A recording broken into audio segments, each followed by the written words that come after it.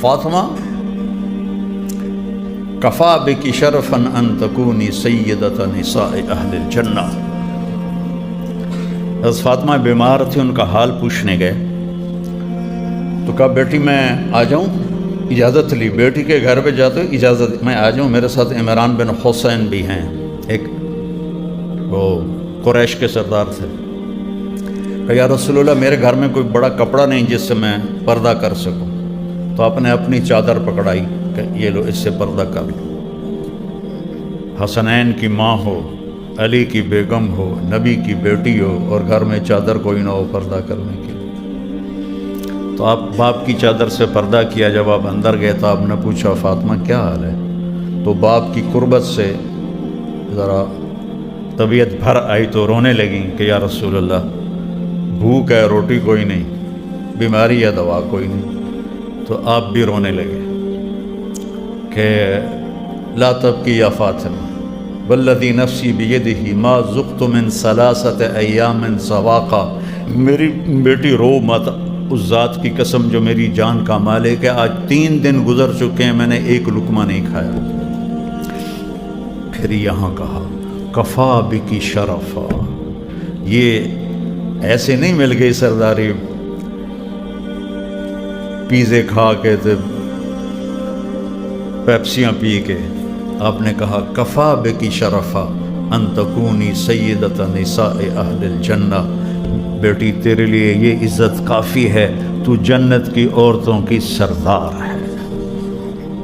آپ نے علی کا ہاتھ پکڑا ایسے اور یوں کرتے کرتے کرتے کرتے یہاں لے آئے، پھر فرمایا اترضی ان یکون منزلک مقابل منزلی فی الجنہ، تو راضی ہے جنت میں تیرا گھر میرے گھر کے سامنے ہوگا؟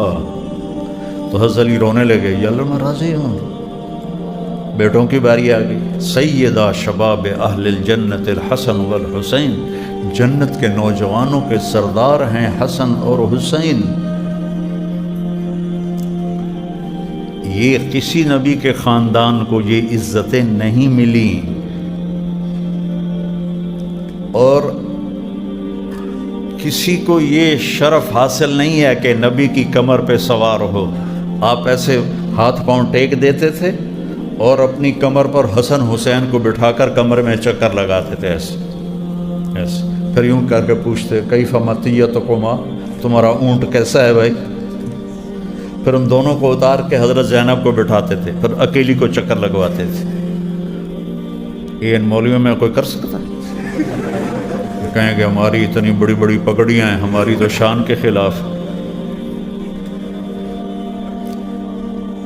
ایک دفعہ حضرت جابر اوپر سے آ گئے، انہوں نے دیکھا اتنی بڑی سواری، اتنی بڑی سواری، نعم المرکب، تو آپ نے فرمایا نعم الراکبان، سوار بھی تو بہت بڑے ہیں، سوار بھی تو بہت بڑے۔ اب نماز ظہر یا عصر تھی، مسجد میں باجماعت نماز پڑھاتے ہوئے بچوں نے چھلانگ لگائی حسن حسین، اور آ کر آپ کی کمر پہ چڑھ گئے۔ آپ سجدے میں تھے، آپ کی کمر پہ چڑھ گئے، آپ نے سجدہ لمبا کر دیا، اتنا لمبا کیا کہ پچھلے سوچنے لگے کہ فوت ہو گئے۔ تو عبداللہ بن مسعود فرماتے ہیں کہ میں پیچھے تھا تو میں نے ایسے سر اٹھا کے دیکھا کہ چکر کی ہے، دیکھا تو دونوں لاڈلے کمر پہ بیٹھے گپے مار رہے ہیں۔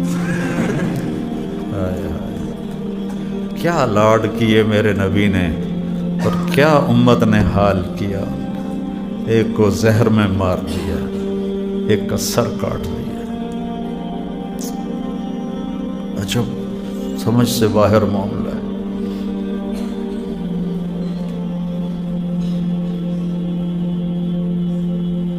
اللہ تو حضرت عبداللہ بن مسعود نے ہاتھ آگے کیا ان کو پکڑنے کے لیے، تو ہمارے نبی نے یہاں سے دیکھا بغلوں سے کہ کوئی ہاتھ آ رہا ہے، تو آپ نے سجدے میں سے ہاتھ اپنا یوں کیا، نہیں چھیڑنا، جب تک بچے نہیں اترے آپ نے سجدے سے سر نہیں اٹھایا۔